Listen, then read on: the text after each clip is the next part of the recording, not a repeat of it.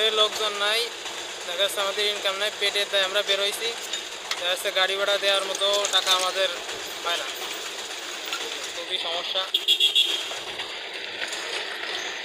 যে কিস্তি আছে, আমরা ছেলে মেয়ে নিয়ে চলতে পারতেছি না, যাত্রী নেই রাস্তায়, আমরা শান্তি চাই। আমরা সাধারণ জনগণ খুবই কষ্টে আছি। আমরা গোপালগঞ্জবাসী, রাত নয় দিন নাই, প্রশাসনের লোক এসে বাসায় এসে টোকা দিয়ে দিয়ে আমাদের নিরীহ লোকগুলোর উপর খুব অত্যাচার করতেছে এবং প্রশাসন জায়গা থেকে ধরে নিয়ে যাচ্ছে। সেই জন্য আমরা খুবই আতঙ্ক বিরাজ করতেছি এবং নিত্য প্রয়োজনীয় জিনিসগুলো থেকে আমরা বঞ্চিত হচ্ছি। আমাদের ইমার্জেন্সি কোনো জিনিস আমরা বাইরে বেরোতে পারতেছি না, এর থেকে আমরা একটা মুক্তি যাচ্ছি। আমরা সবাই আতঙ্কিত এবং জনমনে একটি জনগণের ভিতরে একটা ভীতির সম্পস্ত কাজ করতেছে, কষ্ট হচ্ছে। আমরা চাই দ্রুত এই সমস্যার সমাধান হোক এবং অচিরেই সমস্যার সমাধান হবে, আমরা সেই আশা ব্যক্ত করতেছি। ধন্যবাদ।